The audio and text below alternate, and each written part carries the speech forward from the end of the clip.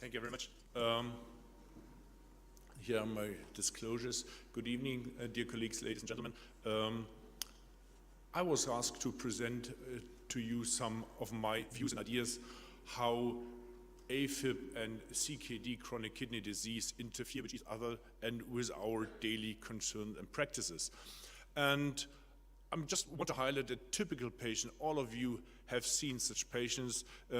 This is a 73-year-old female lady with diabetes, otherwise quite healthy, and she's newly diagnosed with paroxysmal AF. And she has, well, you might say for this age and lady, female, 55% EMAF is still good, but you might also say, okay, this is the beginning of a heart failure. So it's a single-time measurement. We don't have a long-term view on that. She doesn't have any chronic, any previous thromboembolic events. Normal body weight for an elderly lady, and she has a CKD stage 3 with a creatinine clearance of 40 mils per minute. So this is nothing unusual, and every one of you who is dealing with AF patient will see such patients basically every day. So, sorry, what is different in her compared to other patients when we look at the renal function? Well, the problem here is not much, because AFib prevalence increases with age, as you can see on the left-hand side. CKD prevalence increases with age, as you can see in the middle. So this leads to the point that 1 out of 3 AF patients will have CKD stages 3 and 4. Not even talking about end-stage renal disease and dialysis, but 1 out of 3 will have advanced stages of CKD. So it is just a daily challenge. It's a very common scenario where we need to have answers. What we know is that this is an undertreated population as a rule. And this is just data from one of the registries, where you can clearly see that a patient on the right-hand side, no renal failure, the proportion of patients getting anticoagulated in the old days, even with warfarin, which is not a safe drug to be used in a CKD patient. But even in the old days, many more patients with CKD, without CKD got treated with warfarin compared to CKD patients. Now, let's look at renal impairment and in the era of DOAC. And as you can clearly see, it sticks out as a signal. As soon as a patient has moderate to severe chronic kidney disease, there's an underuse of anticoagulation even in the era of DOACs. So why is that? We know that CKD increases the thromboembolic risk, but we've also learned, and sometimes learned the hard way, that CKD also increases the risk of bleeding. So if both risks go up in the combination of AF and CKD, and treatment goes down, treatment rates, this tells you doctors are hesitant to anticoagulate for safety fears when CKD comes to AF. And the question is this justified? Well, that's another point. We've just touched upon dosing, and this is prescription data. You've all seen this data. I'm not going into detail here, but there's a consistency across the DOACs we have in the market around the world. If DOACs are being prescribed to AF patients, there's an overuse of the lower dose, which is not justified by renal impairment in most of those cases. So again, safety concerns come first. But the question is, first, what is the bigger harm? Accepting a higher risk of stroke by not treating or undertreating, or causing bleeding? And I think the biggest answer is the clinical impact of an event. Most of the bleedings we see in an AF population is non-fatal bleed. Most of the bleeding we see in an anticoagulated patient with DOACs is GI bleed, which is manageable. Most of the strokes we see in AF, because of no treatment or under treatment, are fatal or disabling strokes. So ask yourself, for your mom, for your dad, for your brother and sister, what is acceptable? A manageable GI bleed or a disabling or fatal stroke? So it's just not fair to balance thromboembolic considerations against our gut feeling of we cause harm by causing bleeding. We have to accept bleedings. From my perspective as an internist, there are very, very few medications that have a very strong dose-response relationships. But anticoagulation belongs to those. You give less Clexane, you get less bleeding, more clots. You give more Clexane, you get less clots, more bleeding. You increase the INR with warfarin, you get less clots, more bleeding. So if this is true, and DOACs have a close dose-response relationship, you need to have more bleeding if you want to prevent a patient from stroke, from clots, from thromboembolism. There's no way around it. So by definition, if you undertreat, you don't care properly for the underlying risk of thromboembolism, which is fatal or disabling. So what we know is when both diseases, AF and CKD, come together, the risk of stroke increases. You see in the dark blue, patients in the Danish registry, so 130,000 AF patients being analyzed, and in dark blue without kidney disease and this annual stroke rates, and in light blue with non-end-stage CKD. If you add end-stage CKD, the bar is even higher. But we talk about CKD 3 and 4, so common clinical scenarios. But there's already a nearly doubling of the stroke risk. We've seen that across all the NOAC trials. As renal function goes down, stroke risk goes up, irrespective of the treatment, DOAC or warfarin. It's a class effect. It's an effect when CKD comes to AFib that stroke risk goes up. But then we have also seen a consistency in all those trials that the DOACs will prevent more of those strokes compared to warfarin. So many of our colleagues in the field shy away from NOACs as renal function goes down. They think, well, in a patient with a CKD stage 4, let's say 25 mL per minute creatinine clearance, this patient is better be treated with warfarin. But that's not supported by evidence. It's the other way around. As renal function declines, the patient will benefit more from DOAC. So maybe I should use more VKA in a renally healthy population and more NOAC in a renally impaired population. I'm not saying that the first is true, but I'm definitely saying the second part is true. However, as CKD comes to AFib, bleeding rates go up. And again, the Danish registry data show exactly the same. Add CKD to AFib, even in the absence of anticoagulation, and you see that the majority of those patients were not anticoagulated, you get a doubling of bleeding. Now bring anticoagulation into the picture. No doubt there will be a bleeding signal. It has to be. And it has been seen in all the DOAC trials. As renal function went down, bleeding rates went up. Across the trials, across the DOACs, and also for warfarin. So again, if safety is our concern, we should definitely not use warfarin in this population. As you see, there's not a single signal where the DOAC caused more bleeding in CKD patients compared to warfarin. The rates were similar or lower. So again, as renal function goes down, also on the safety side, there's more to gain from DOACs. What you have to keep in mind, there is a reason why those diseases occur together, because you have shared risk factors. And you all know how hypertension and diabetes, just as two examples, are causally related to AF and also to CKD. What we've done with my group is we wanted to know why is it that when we have the CHATS score, CHATS or CHATS-VAS score, we are predictive of strokes.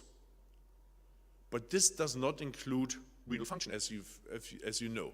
So if we just had the discussion that CKD adds thromboembolic risk, shouldn't renal function be part of CHEDS and CHEDS-VASc? And you know that there have been approaches to add an R for renal impairment to the CHEDS-VASc, but it did not improve the predictive value of the score. And this is very strange when you look at the data we've discussed so far.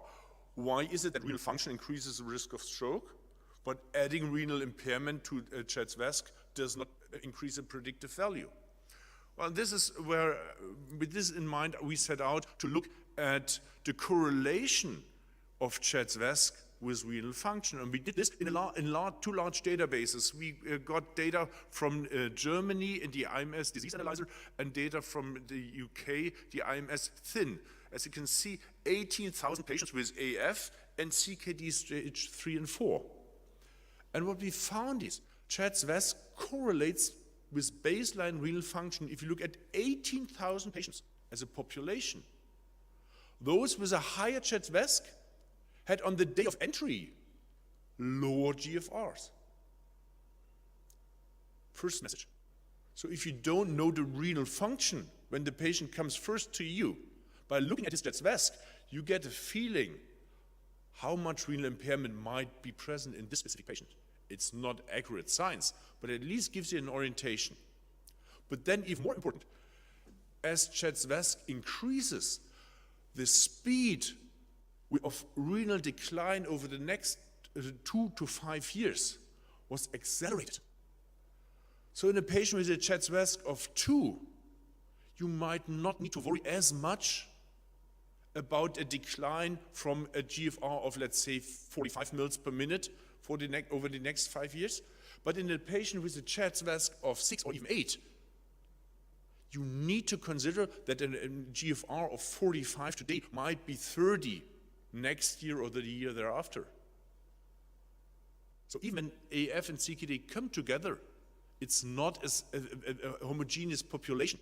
So the sicker the patient, the higher the CHEDS-VASc score, the more labile is the renal function, the more problematic might be the future care of those patients. Diabetes is a shared risk factor. Look at this on the left-hand side, AF patients without diabetes or CKD. Then you have event rates with diabetes. Then you have event rates with CKD. And on the right-hand side, you see diabetics with CKD. And you see there's an excess risk of thromboembolism when diabetes and CKD come together, which is a common clinical scenario. But then we look at the patient and say, well, okay, it's an AFib patient, it's a diabetic, okay, has a little bit of renal impairment. We do standard of care. Is it justified? I don't think so. Sorry.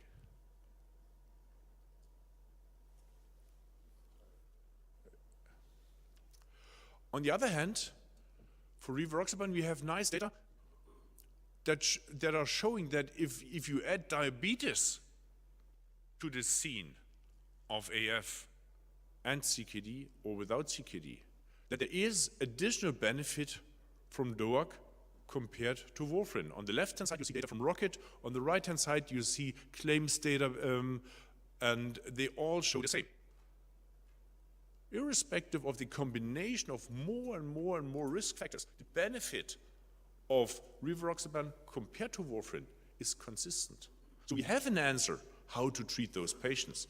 And the answer is not because it's a too complex patient, we better stay with warfarin. Sorry. So the next point I'd like to make is, what we know is warfarin exposure over time actively affects and impairs renal function by accelerating atherosclerosis within the kidney. So we damage the kidney vasculature by inhibiting vitamin K, and there's a good pathophysiological explanation for that, because the vitamin K is vasoprotective. If we antagonize vitamin K, if we interfere with the metabolism of vitamin K, we prevent this protective mechanism from functioning. And so we've seen in more advanced stages of AF, like in Rocket AF, when patients had a CHET score of 3.5, we've seen a reduction, a renal decline over time while the patient were in the study. But you can see the loss of renal function was more pronounced with warfarin compared to rivaroxaban. So with the DOAC, this seems to be the normal renal decline over time. But in a randomized setting where the patient by definition are similar, patients on warfarin lose more of their renal function. This has not been shown for apixaban. And the reason for that might be twofold. One might be apixaban is not rivaroxaban, but I think the major difference is a different trial population was studied. You know that in Aristotle, the patients were less sick. The CHET score was 2.1. So it might be that in this early stage, the signal, the deleterious signal of VKA damage to the kidney is not detectable, but it will develop over time, later.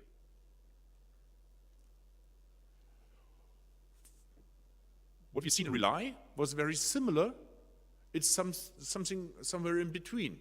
Yeah, the signal, the difference between warfarin renal function loss and dabigatran renal function loss was not as pronounced as in Rocket, but it was more pronounced compared to Aristotle with apixaban. So the story is out there, and now we have data from the databases I've shown to you, the IMS data, that confirm this exactly in large daily care populations. When you expose patients to warfarin, you get an accelerated renal decline. What we've also seen is that the focus on, let's say, the chronic renal decline is worrisome. I think we all agree as clinicians. But there's even more concern with regard to acute renal damage, acute renal injury. And you see, those are heavy bastards, these outcomes. A more than 30% loss of renal function in a short period of time, a doubling of creatinine, acute kidney injury, or acute kidney failure. I mean, if you accept that patients get older and lose renal function over time, I don't think we should accept it, but this is obviously something we can live with, as we do. But this acute renal injury, making a patient a dialysis patient, is something we should not accept. But then there's a clear protective effect of not giving warfarin, but giving a NOAC like rivaroxaban in the setting if you don't want to see those hardcore outcomes.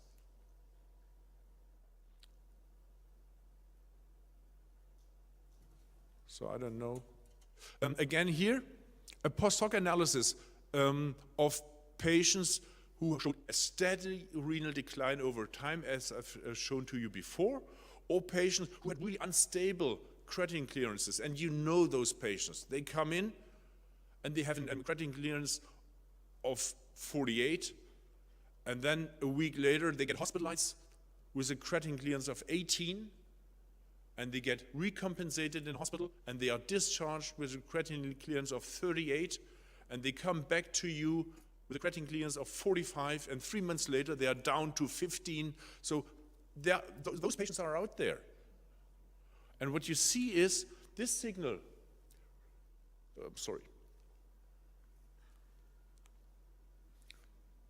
what you see here is this stable kidney disease patient or this very unstable kidney disease patient is a completely different population. They are all AFib patients with CKD. But the guy with the unstable has a huge increase of stroke risk, but a really pronounced benefit from DOAC treatment, which is somehow strange because we know that DOACs are renally excreted. And a patient who goes up and down and up and down, I would be worried to use a DOAC.